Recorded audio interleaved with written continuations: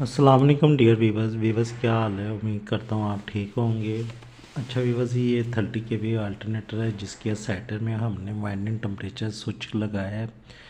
इस स्विच की मुकम्मल वीडियो को हमने यहाँ पे एक्सप्लेन करने की कोशिश की है।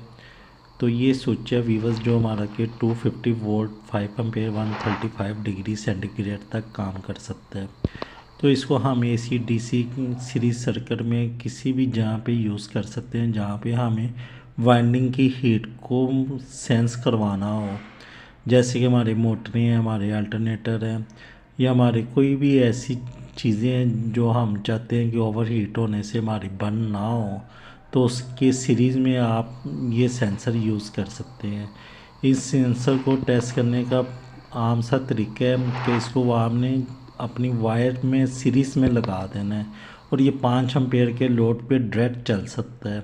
अगर आप इससे ज़्यादा एम्पेयर के लोड पे इसको चलाना चाहते हैं तो ये आप इसके साथ आप कोई भी कॉन्टैक्टर वगैरह यूज़ कर सकते हैं जिससे ये ज़्यादा लोड भी एक्सेप्ट कर लेगा। तो इसकी सिंपल सी वायरिंग है, इसको सीरीज कनेक्शन देने हैं। फ़िलहाल अभी हम इसको टेस्ट कर रहे हैं। एक लैंप हमने 12 वोल्ट DC का इसके साथ चला दिया है। इसको इस साइड पे हमने डायरेक्ट लगा दी है, दूसरी साइड हमने बल्ब में, और बल्ब की इस साइड हमने डायरेक्ट 12 वोल्ट DC पे बैटरी के पॉजिटिव पॉइंट पे लगा दी है। अब हम इस पे हीट का टेम्परेचर देंगे। अभी हमारा रूम टेम्परेचर जो 10.8 डिग्री सेंटीग्रेड शो हो रहा है, तो इस पे हम अभी हीट करने लगे हैं जिससे ये हमारा लैंप जो है ये अभी यहाँ से जो कनेक्टिविटी हमारी न्यूट्रल को आगे फॉरवर्ड कर रहा है वो यहाँ से स्टॉप कर देगा। ये देखें। तो व्यूअर्स, ये अभी हमारा जैसे इसको हीट मिली है इसने लैंप को ऑफ कर दिया है।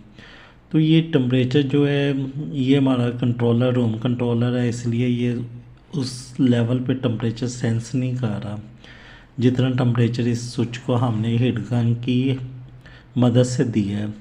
तो ये जैसे ही ठंडा होगा ये ऑटोमेटिक लैंप ऑन कर देगा। तो हम इसका हैंड सेंस से ही चेक कर रहे थे कि हाथ से टेम्परेचर कितना किसको मिला है, हाथ लगाया जाता है या नहीं।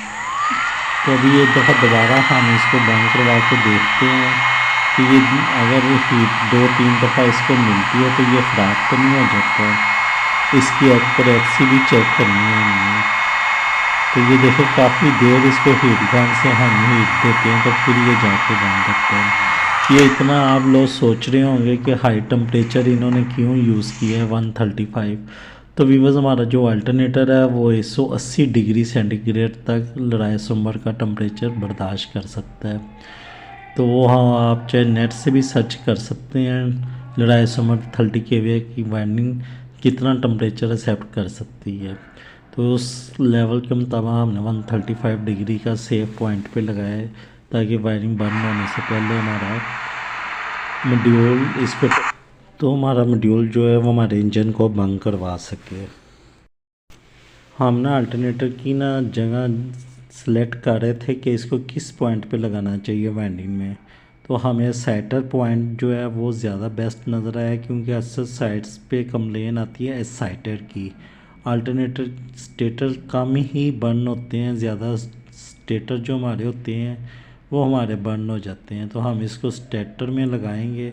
अभी हम इसके जो हैं पॉइंट, तार की जो लेंथ है वो शॉर्ट थी, उसको हम सोल्डिंग करके थोड़ा सा इंक्रीज़ करने लगे हैं। तो ये वायर हमारी सोल्ड हो चुकी है। ये अभी हमारी दूसरी वायर भी सोल्ड हो गई है। तो इसको मज़ीद हम देख लेते हैं कि ये लूज़ तो नहीं है। तो तार तो हमारी सही कनेक्ट हो चुकी है। अभी हम इस पर थोड़ी सी टेप करेंगे और उसके बाद इसके ऊपर ये हीशिंग ट्यूब होती है जो कि हीट के साथ इस पर प्रेस हो जाती है।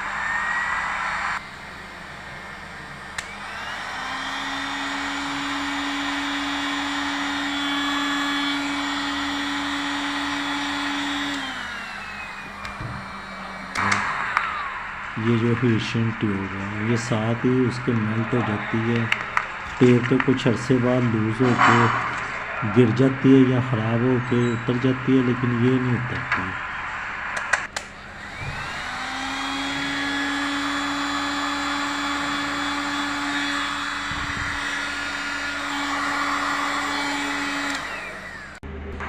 हमारी ना वायर वीवर्स कनेक्ट हो चुकी है। तो ये अभी हमने यहाँ पे ला के ना इसके जो अल्टरनेटर के पावर के कनेक्शन थे उसमें से तार निकाल के हमने जो वाइंडिंग की वायर्स बाहर आ रही थी तो इसको हमने सेटर वाले पॉइंट के साथ ना केबल टाई की मदद से फिट कर दी है।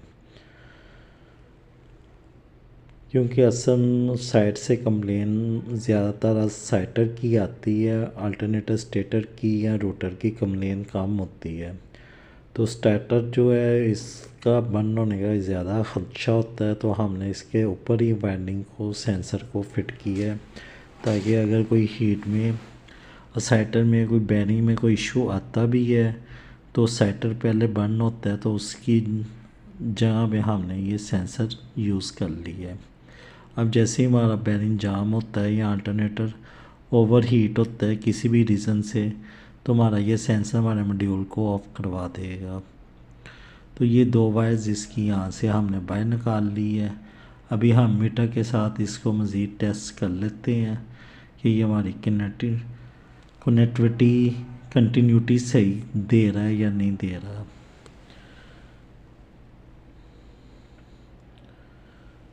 ये साथ हमारा एक दूसरा दोस्त अपनी स्किट पे पेंट कर रहा था,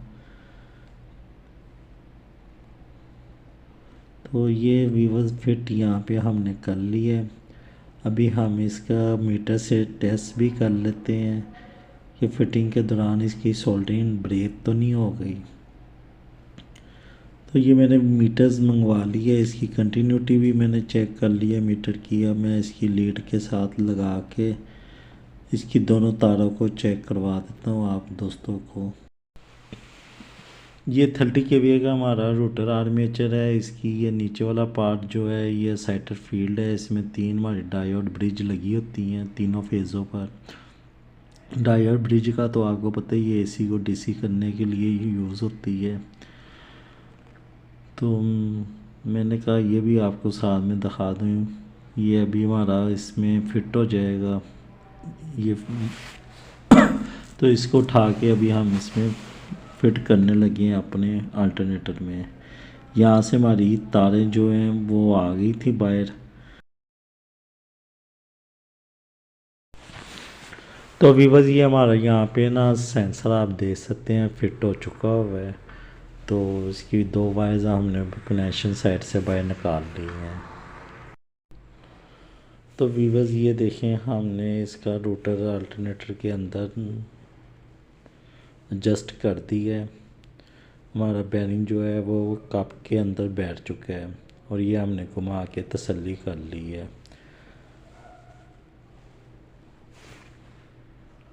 ये हमारा कपलिंग हो चुकी हुई अल्टरनेटर इंजन के साथ फिट हो गया है। ये यहाँ से हमारी 2 वायर्स बाहर निकल आई हैं कनेक्शन वाली पॉइंट से।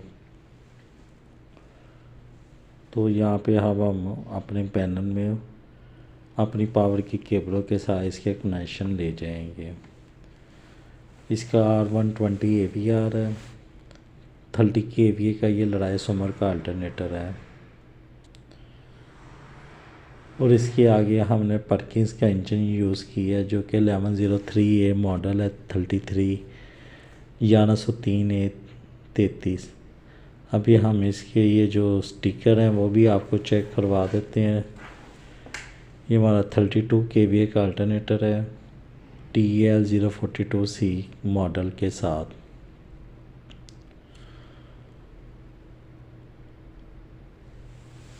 तो भी बस आपको अभी इंजन का भी हम मॉडल चेक करवाते हैं। ये हमारे इंजन का मॉडल है 1103A33 1103A33। परकिंस का वीवर्स ये इंजन है, इसमें हमारी टर्बो नहीं होती, इसका मैनिफोल्ड डायरेक्ट होता है। तो वीडियो को लाइक शेयर करें, चैनल सब्सक्राइब करें, दुआ में याद रखें। अल्लाह हाफिज़।